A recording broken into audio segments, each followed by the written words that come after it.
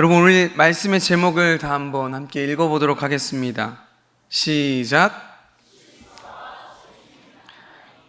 네, 여러분 어떠신가요? 정말 실수가 없으신 하나님, 이 제목에 다들 동의하십니까? 정말 하나님은 실수가 없으신 분이다. 정말 나를 위해 늘 언제나 일하시고 역사하시는 분이 우리 하나님이시다. 이렇게 믿고 계시나요? 청년부에서도 이제 계속해서 저희가 생명의 삶 그 큐티 본문으로 함께 묵상을 하고 또 그 본문으로 또 설교도 하고 계속 그렇게 말씀을 함께 묵상하고 있습니다. 그래서 열왕기하를 함께 계속 이렇게 읽고 있는데, 제가 늘 청년들에게 물어봐요. 설교 시작 전에, 여러분 열왕기하 어떻습니까? 이렇게 물어보면 어떤 대답이 나올 것 같으세요? 네, 가장 먼저 재미없어요. 언제 끝나요? 좀 다른 거 좀. 이런 반응이 나옵니다. 근데 어찌 보면 이스라엘의 이 역사 이야기, 이 옛날 이야기다 보니까 지루하고 따분하고 때로는 되게 어렵다고 생각하는 청년들이 꽤 있더라고요.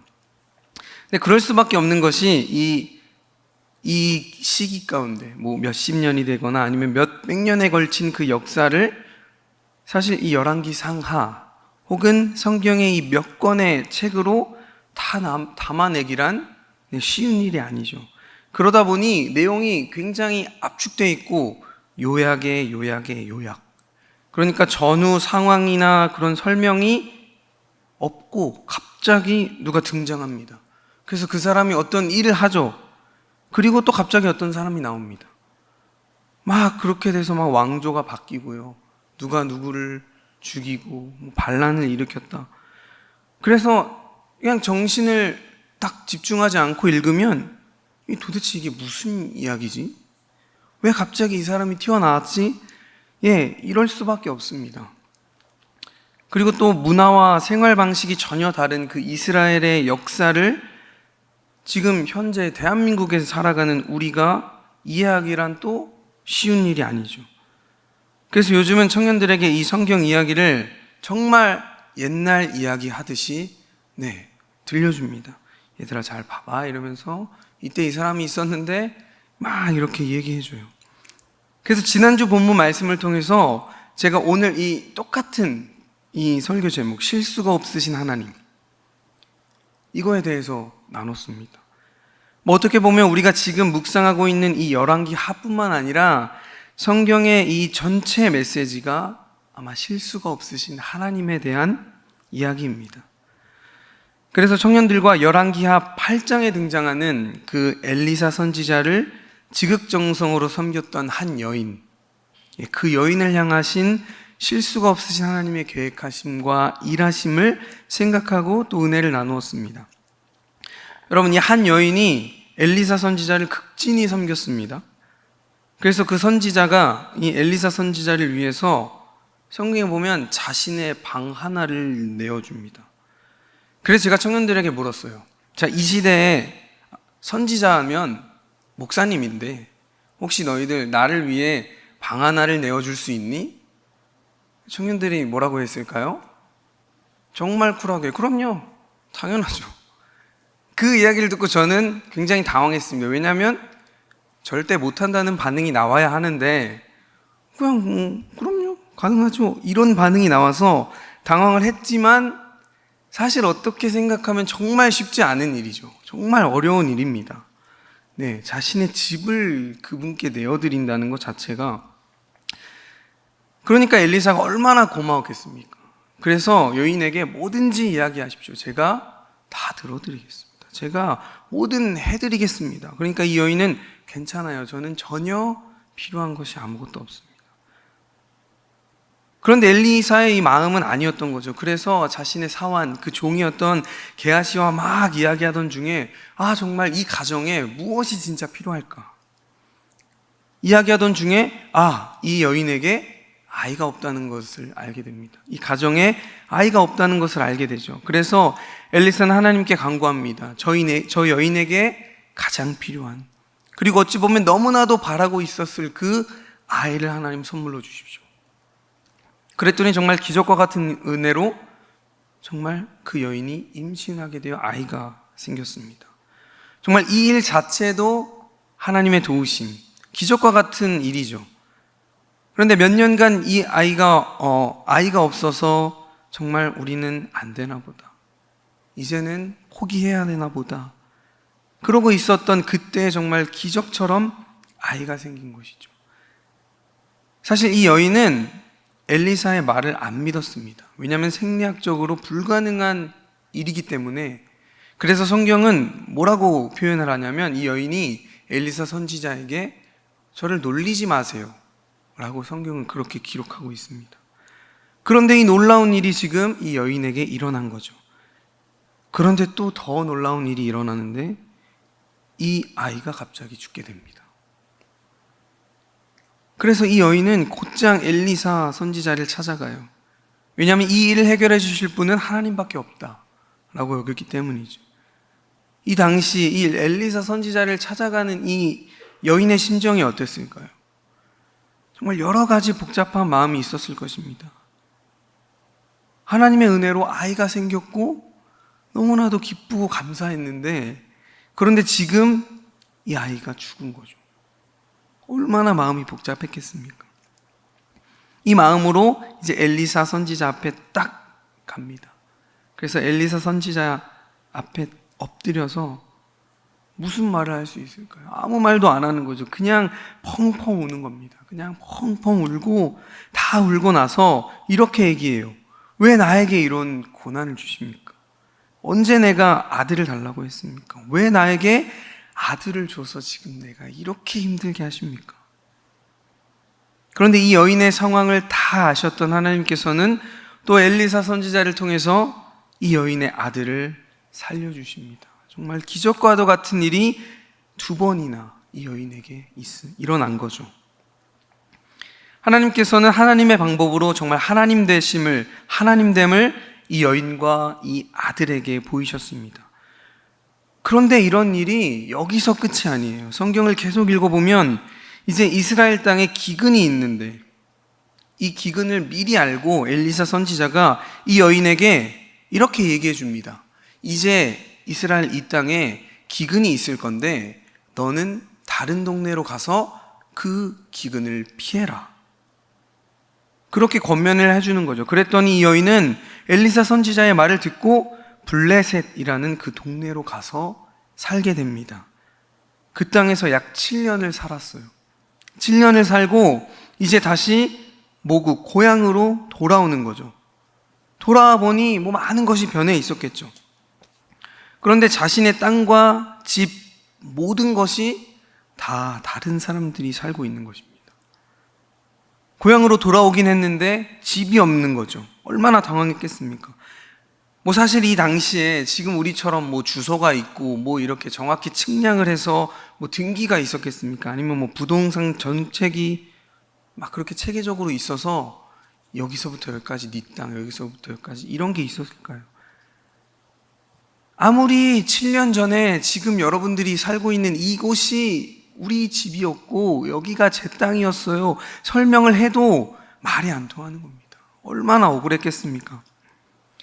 어찌 보면 이 여인은 하나님의 말씀에 순종한 것밖에 없습니다. 뭐냐면 기근을, 다른 곳에 가서 기근을 피하고 살아라,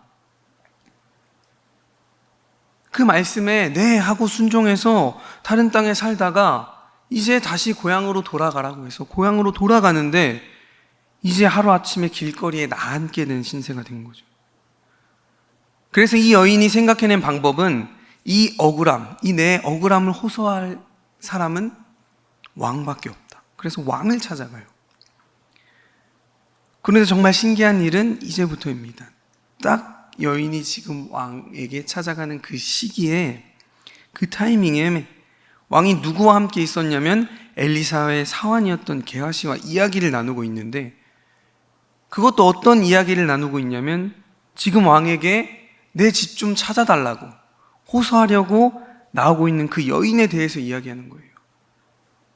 그래서 게하시가 왕에게, 왕이시여, 옛날에 엘리사 선지자가 어떤 일을 했냐면 한 여인이 지극정성으로 그 선지자를 섬겨서 너무나도 그 감사한 마음에 하나님께 간구하여서 그 여인에게 아들이 생겼어요. 그런데 그 아들이 죽게 됐죠. 그런데 또 기적적으로 이 아이가 살아난 겁니다. 하나님께서 살려주신 거예요. 이 모든 기적과 같은 은혜를 하나님께서 베풀어 주셨습니다. 막 이렇게 얘기하고 있는데 지금 누가 오는 겁니까? 그 여인이 들어오는 거예요. 막 열심히 설교하고 있는데 그 사람이 바로 이 사람. 근데 왜 여기 계시죠? 약간 이렇게 된 거죠. 네, 상황이 이렇게 된 겁니다. 너무나도 당황스럽고 어찌 보면 정말 우연의 일치 같은 이 절묘한 일이 벌어진 겁니다. 너무나도 신기하게 모든 것이 딱딱 들어맞는 거죠. 마치 정말 잘 쓰여진 소설 아니면 드라마와 같은 일이 펼쳐진 거예요. 그래서 정말 운이 좋았다. 어떻게 이렇게 모든 것이 딱딱 잘 맞아떨어지고 우연도 이런 우연이 없을 것이다. 하지만 사랑하는 성도 여러분, 하나님 안에서 우연, 우리 그리스도인들에게 우연이란 없습니다. 이 모든 것이 하나님의 섭리와 계획하심입니다. 이 일이야말로 하나님의 놀라운 은혜라는 사실을 우리는 알고 있습니다. 하나님께서는 여전히 살아계셔서 이 여인과 아들과 또 그 여인의 아들과 함께 하셨습니다. 그리고 늘 이들 곁에서 이들을 지키시고 도우시고 살펴주셨어요. 오늘 이 주님이 여전히 우리와 함께 하십니다. 여러분들과 지금도 함께 하시고 여러분들을 위해 지금도 일하고 계신다는 사실을 기억하시기 바랍니다. 그런데 이 이야기를 제3자의 입장에서, 그리고 오늘 우리처럼 모든 것이 다 이루어지고 정말 옛날 이야기 듣는 것처럼 이렇게 이야기를 들었을 때, 그렇지, 이거야말로 하나님의 은혜지, 하나님의 일하심은 정말 위대해, 이렇게 말하고 고백할 수 있습니다. 남일로 들으면 그렇게 생각하고 말할 수 있어요. 하나님의 은혜, 하나님의 일하심은 대단해. 그런데 만약 우리가 이 여인과 같은 입장, 이 일을 처음부터 끝까지 똑같이 다 겪었다고 한번 생각해 보십시오. 그 상황, 그때 지금 우리가 고백한 것처럼 정말 하나님 나를 위해 일하시지, 하나님 정말 실수가 없으시지, 그렇게 고백할 수 있을까요? 모든 일이 다 지나고 나서 일이 잘 마무리되고 나중에 이 일을 돌아봤을 때, 그치, 그때 하나님께서 이렇게 일하셨구나 깨달을 수는 있겠지만, 그 당시 아들이 죽고 또 내 집이 없어진 그 상황에서는 하나님의 일하심을 기다리고 또 기대하기란 정말 쉽지 않을 것입니다. 우리는 현재를 살아가는 인간입니다. 만약 우리가 미래를 미리 내다보고 앞으로 되어질 일들을 먼저 알고 있다면 힘들고 어려운 일을 만나도 그것은 우리의 믿음에 전혀 방해가 되는 일이 아닐 거예요. 하지만 우리에게 가장 중요한 것은 바로 지금, 현재입니다. 지금 당장 내가 안 힘들었으면 좋겠고, 지금 당장 내가 원하는 대로 됐으면 좋겠고, 지금 당장 내가 조금이라도 먼저 더 빨리 성공의 길에 다다랐으면 좋겠고. 그래서 때로는 우리 앞에 놓인 현실과 또 그 현실을 바라보고 좌절하고 낙심하고 힘들어할 때가 있습니다. 그래서 그때 우리가 어떤 마음이 드냐면, 하나님 나와 함께 하시나요? 나와 함께 하시고 나를 위해 정말 실수가 없으신 그 하나님 일하고 계신다는데 왜 나에게는 그런 일들이 벌어지지 않나요? 이 여인처럼 왜 나에게 이 아이를 주셔서 이렇게 힘들게 하시나요? 그리고 오늘 우리가 함께 읽은 본문 말씀 열왕기하 11장 3절에서 12절 말씀에도 비슷한 일이 벌어집니다. 하나님께서 예후를 통해서 이제 이스라엘의 아합의 집을 심판하십니다. 그런데 그 당시 북이스라엘과 남유다의 관계는 혼인으로 맺어진 가족 관계였습니다. 아합의 딸이었던 아달랴가 남유다의 여호람 왕과 결혼을 합니다. 그래서 여호람은 아합의 사위가 되는 거죠. 그리고 그 아들 아하시야가 여호람을 이어 왕이 되죠. 그런데 지금 이 아하시야까지 예후에 의해 죽임을 당합니다. 이 소식을 오늘 누가 듣냐면 아하시야의 어머니였던 아달랴가 듣게 되는 거예요. 이 사건 이후에 아달랴는 어떤 행동을 하게 되냐면 아하시야의 아들들, 그러니까 자신의 손자들이죠. 손자들을 다 죽이고 내가 이제 이 유다의 왕이 되겠다. 이 아달랴가 왜 이런 결정을 했는지는 성경에 자세히 기록되지 않아 자세히는 모르지만 아마 그녀가 이런 행동을 한 데에는 여러 가지 복합적인 마음이 있었을 것입니다. 일단은 자신의 아버지 아합의 왕조를 무너뜨린 예후에 대한 복수심이 있었을 거고, 또 자신의 아들을 죽인 그 예후에게 내가 확실하게 보복을 해야겠다. 그래서 내가 왕이 되어서 아버지가 못다 이룬 이 꿈을 내가 이루고 한 번 더 이 아합의 왕조를 일으키고, 비록 북이스라엘에서는 이 꿈을 이룰 수 없다 할지라도 이곳 지금 내가 있는 남유다에서 힘을 길러서 반드시 북이스라엘을 정복해서 내가 그 땅까지도 마침내 정복하겠다. 이러한 욕망과 야망이 아마 아달랴에게 있었을 것입니다. 이 아달랴의 이러한 마음이 오히려 더 큰 죄악과 비극을 불러오게 되는 거죠. 일단은 자신의 손자들을 다 죽입니다. 그뿐만 아니라 다윗의 혈통, 다윗의 피가 조금이라도 섞인 사람들을 내가 다 죽여야겠다. 왜냐하면 다윗 왕조를 내가 다 진멸해야겠다. 그리고 6년이라는 기간을 그 남유다에서 왕이 됩니다. 그것도 최초의 여왕이죠. 그리고 남유다에서는 전무후무하게 다윗 왕조가 아닌 다른 혈통의 왕이 탄생하는 겁니다. 아마 아달랴는 자신의 계획이 너무나도 완벽해서 아무도 자신을 거스를 사람이 없다라고 생각했을 것입니다.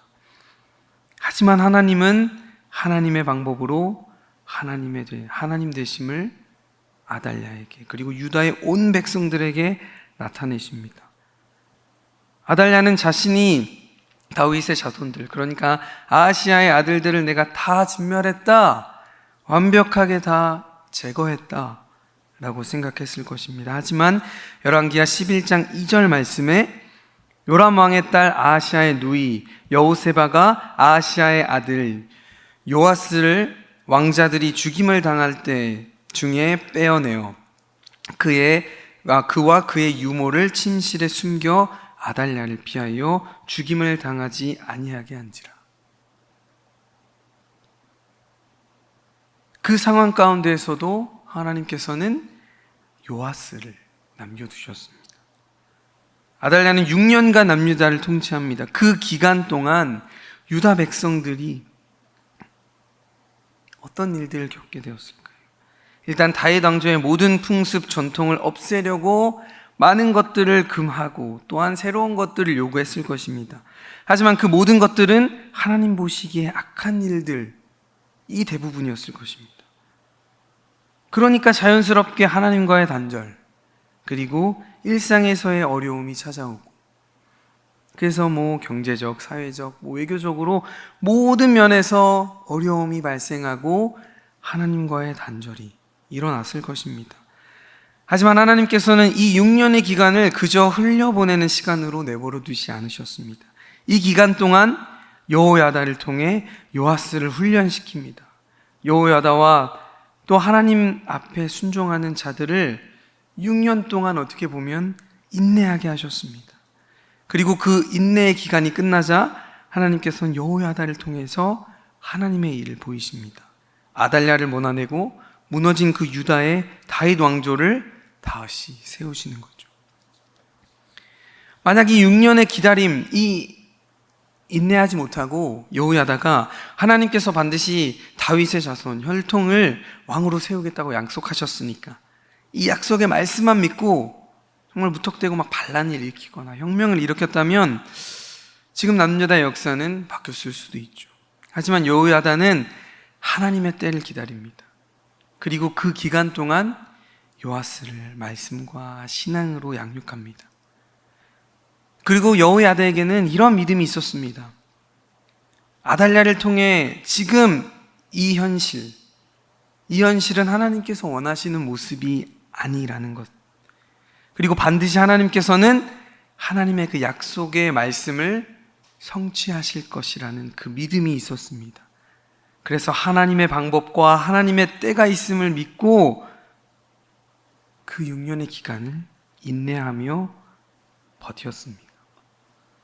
그래서 지금은 비록 힘들고 어렵고 상황은 좋지 않지만 반드시 하나님께서 일하실 것이라는 그 믿음이 여호야다에게 있었습니다. 하나님께서는 이미 다윗에게 이렇게 약속하셨습니다. 그래서 그 약속의 말씀을 다윗은 자신이 죽기 전에 그 아들이었던 솔로몬에게 이렇게 일러둡니다. 여호와께서 내 일에 대하여 말씀하시기를 만일 내 자손이 그들의 길을 삼가 마음을 다하여 성품을 다하여 진실이 내 앞에서 행하면 이스라엘 왕위에 오를 사람이 내게서 끊어지지 아니하리라 하신 이 말씀을 확실히 이루게 하시리라. 그러니까 솔로몬 너는 하나님을 떠나지 마라. 이게 다윗의 마지막 유언이었습니다. 그리고 열왕기하 8장 19절 말씀에 여호와께서 그의 종 다윗을 위하여 유다 멸하기를 즐겨하지 아니하셨으니 이는 그와 그의 조상에게 항상 등불을 주겠다고 말씀하셨음이더라. 아멘. 하나님께서는 이미 다윗을 통해 약속하신 그 약속의 말씀을 지금까지도 기억하고 계셨습니다. 그래서 하나님께서는 그 하나님의 말씀, 이 약속의 말씀을 위해서 지금도 성실히 일하고 계셨습니다. 비록 지금 우리 눈에는 힘들고 어렵고 우리가 생각하는 것처럼 일이 안 풀린다 할지라도 그것이 하나님께서 일하고 계시지 않는 것이 아님을 우리는 알 수 있습니다. 그리고 우리는 믿음으로 바라볼 수 있는 것이 그것이 바로 우리에게 더 크고 놀라운 것, 우리가 상상할 수도 없는 방법으로 놀랍게 우리 가운데 채워주실 주님의 은혜라는 사실을 믿고 알고 인내할 수 있는 우리가 되어야 할 줄 믿습니다. 사랑하는 성도 여러분, 우리 주님 실수가 없으신 분이십니다. 그런데 이 사실을 우리의 머리로는 알지만 막상 우리가 힘들고 어려운 일이 벌어질 때 그것을 믿음으로 해석하며 인내하기가 정말 쉽지 않습니다. 광야를 떠돌던 그 이스라엘 백성들, 그 애굽, 이집트의 종이었을 때 하나님을 얼마나 찾고 의지했는지 모릅니다. 너무나도 힘드니까 우리를 구원해 주실 분은 하나님밖에 없다. 하나님, 우리를 이 힘들고 어려움에서 구원해 주세요. 그래서 성경은 하나님께서 그들의 그 힘들어하시는 그 간구를 들으셨다라고 말씀하세요. 그런데 막상 출애굽하고 이제 자유가 생겼습니다. 그런데 이제는 광야를 계속 떠돌게 되는 거죠. 그때 이스라엘 백성들의 모습은 마치 이집트에서 구원해 내신 것만으로는 부족해. 지금 이 정도 해주신 것만으로는 만족할 수 없어. 이렇다는 듯이 하나님께 우리를 사랑하신다는 그 증거, 표적을 더 많이 보여주세요. 제가 이렇게 우아하게 설명했지만 그냥 불평하고 원망하고 하나님을 그렇게 하나님을 시험하는 거죠. 주님이 이미 베풀어 주신 그 은혜가 얼마나 크고 놀라운데 그걸 생각하지 못하고 물이 없어서 목말라 죽겠어요. 이제는 고기가 먹고 싶어요. 하나님 최근 우리에게 뭘 해주셨어요? 심지어 왜 우리를 이곳에 데려와서 우리를 죽게 하십니까? 그냥 우리가 애굽에 계속 있었으면 물과 고기는 배불리 먹을 수 있었을 텐데 애굽에 우리를 장사 지낼 곳이 없어서 우리를 이곳 광야로 이끌어내어가지고 우리를 죽게 하시려는 겁니까? 이런 소리까지 하는 거죠. 사실 우리를 구원해달라고 이 힘들고 어려운 고통에서 벗어나게 해달라고 애원했던 사람들이 누군가요? 이스라엘 백성들입니다. 사랑하는 성도 여러분, 그래서 우리는 이 기독교를 또 다른 이름으로 해석의 종교다라고 부릅니다. 우리는 우리에게 닥친 현실과 상황을 믿음으로 또 하나님의 언어로 해석할 수 있는 힘을 길러야 합니다. 현실을 바라보고 좌절함을 넘어지면 그것은 정말 그냥 좌절밖에 안 돼요. 하지만 그 상황을 하나님의 은혜로 해석하고 하나님의 도우심과 은혜가 있음을 믿고 인내하며 나아갈 때 정말 우리는 하나님의 은혜를 경험하게 될 줄 믿습니다. 여러분, 영화 제목 중에 프랭크 vs 갓이라는 영화가 있습니다. 그러니까 프랑크 대 하나님이라는 영화인데, 이 영화의 제목에서도 알 수 있듯이 이제 프랭크라고 하는 사람과 하나님이 이제 싸우는 거예요. 그러니까 어떤 일이 있었냐면, 이 영화의 주인공 프랭크는 변호사인데 이제 엄청나게 어려운 일을 겪습니다. 일단은 사랑하는 아내가 죽고, 이제 그 충격으로 다른 가족을 만나러 가는 도중에 엄청나게 큰 토네이도를 만나서 그 토네이도가 모든 것을 다 앗아가요. 자신의 집도 그 토네이도가 그냥 날려버립니다. 그래서 그 집에 있던 자신의 정말 사랑하는 그 반려견까지 토네이도에 휩쓸려 가서 엎친 데 덮친 격, 정말 설상가상, 악재의 연속이. 그런데 보험회사에는 이 일이 천재지변, 이것은 신의 행위이기 때문에 보험금을 지급해드릴 수가 없습니다. 또 이런 통보를 받는 거죠. 그런데 프랭크가 변호사잖아요. 그래서 그럼 내가 하나님을 상대로, 신을 상대로 소송을 걸겠습니다. 이런 말도 안 되는 내용의 그냥 코미디 영화입니다. 네. 그런데 이 영화에서 하나님을 이제 변호하는 이제 목사님이, 그러니까 사제가 나오는데, 이 재판 도중 배심원들이 이런 질문을 해요. 어떤 질문을 하냐면, 왜 사랑과 자비의 하나님은 인간에게 고통을 주나요? 그때 그 목사님이 이런 대답을 하게 됩니다. 때때로 우리에게 찾아오는 비극, 현실이 우리의 힘으로는 이해가 안 되고 어려울 수도 있습니다. 그러나 믿음은 그 모든 것을 의미 있게 만들어줍니다. 내가 하나님께 힘을 달라고 기도했더니 하나님은 나를 강하게 하시기 위해 어려움을 주셨습니다. 또 내가 지혜를 달라고 기도했더니 하나님은 내게 해결해야 할 문제들을 주셨습니다. 또 내가 용기를 달라고 기도했더니 하나님은 내게 극복해야 할 시련을 주셨습니다. 또 내가 사랑을 달라고 기도했더니 하나님은 내게 도움을 줄 수 있는 어려운 사람들을 붙여주셨습니다. 이렇게 제 모든 기도는 늘 언제나 응답받았습니다. 사랑하는 성도 여러분, 때때로 우리에게 찾아오는 비극과 모든 되어지는 일들이 우리가 생각할 때 이해하기 어려울 수도 있습니다.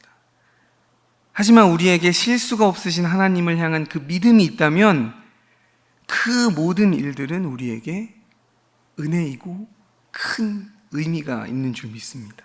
이 믿음이 우리에게 있을 때 우리는 더욱 믿음을 붙잡고 인내할 수 있을 줄 믿습니다. 마지막으로, 실수가 없으신 하나님 뒤에는 우리를 위해 지금도 인내하시고 참고 기다리시는 하나님의 면모가 있음을 알아야 합니다. 사실 정말 실수가 없으신 주님이라면 우리의 모든 죄를 심판하셔서 마땅히 죽음의 형벌을 받아야 할 우리가 그 형벌을 받게 하는 것이 어찌 보면 실수가 없으신 하나님이 하셔야 하는 일 중에 하나이실 것입니다. 하지만 주님은 노하기를 더디하시고 또 우리를 위해 인내하시고, 그래서 주님은 이렇게까지 말씀하십니다. 에스겔 18장 32절 말씀에 죽을 자가 죽는 것도 내가 기뻐하지 아니하노니 너희는 스스로 돌이키고 살지니라. 이것이 주님의 마음입니다. 주님의 본심입니다. 주님은 우리를 그토록 끈질기게 참아주시는, 그것이 죽어 마땅할 우리 가운데 어느 누구라도 당연히 받아야 할 그 죽음의 형벌을 받지 않고 다 구원을 얻게 하시기 위한 그 주님의 사랑의 마음인 줄 믿습니다. 그래서 베드로후서 3장 9절 말씀에 주의 약속은 어떤 이들이 더디다고 생각하는 것 같이 더딘 것이 아니라 오직 주께서는 너희를 대하여 오래 참으사 아무도 멸망하지 아니하고 다 회개하기에 이르기를 원하시느니라. 하나님께서 예수 그리스도를 이 땅에 보내신 이유와 목적이 바로 이것입니다. 우리가 다 회개하고 구원에 이르기를 그 누구보다도 원하고 바라시는 분이 바로 우리 주님이십니다. 여러분, 그래서 인내라는 말에는 길고 긴 아픔이라는 그러한 깊은 뜻이 담겨 있다고 합니다. 그런데 이 단어야말로 우리 주님께 어울리는 단어가 아닐까 생각합니다. 길고 긴 아픔. 주님께서는 죄의 종로를 타며 죽을 수밖에 없는 우리, 심판의 형벌을 받아 마땅할 우리를 위해 모든 고난을 계속해서 끝까지 견디셨습니다. 그리고 지금도 우리를 위해 인내하고 계십니다. 이루 말할 수 없는 그러한 깊이로 나를, 그리고 여러분들을, 우리를 참아주셨고 또 지금도 참고 계십니다. 이 사실을 마음에 품고 우리 주위에 있는 사람들과 또 환경, 삶의 모든 형편을 인내하며 받아들이는 우리 모두 되길 간절히 소망합니다. 이런 믿음이 우리에게 있다면 하나님을 바라보며 우리도 인내할 수 있을 줄 믿습니다. 믿음으로 참고 견디면 끝까지 주님을 바라볼 수 있을 줄 믿습니다. 실수가 없으신 주님, 여전히 우리를 위해 일하고 계시는 그 주님을 바라볼 수 있는 귀하고 복된 우리 모든 성도님들 되시기를 주님의 이름으로 간절히 축원합니다. 시간 함께 기도하도록 하겠습니다. 사랑해 주님 감사합니다. 오늘도 실수가 없으신 주님을 바라볼 수 있는 믿음을 허락하여 주심에 감사합니다. 현실의 상황에 매여 그 너머에 계신 주님을 바라보지 못하는 우리의 믿음 없음을 불쌍히 여겨 주시옵소서. 그래서 앞으로는 그 믿음으로 반응하며 실수가 없으신 그 주님을 바라보며 인내할 수 있는 우리 모두 될 수 있도록 주님 역사하여 주시옵소서. 여전히 우리를 위해 오래 참으시는 그 주님의 사랑을 깨닫고 더욱 믿음을 붙잡고 주님께로 나아가는 우리 모두 될 수 있도록 역사하여 주시옵소서. 그래서 이 세상의 어떤 소리와 속임수에 흔들리지 않고 믿음을 붙잡고 주님의 길을 한 걸음 한 걸음 걸어갈 수 있는 우리 모두 될 수 있도록 역사하여 주시옵소서. 감사드리며 사랑이 많으신 우리 주 예수 그리스도의 이름으로 간절히 기도하옵나이다. 아멘.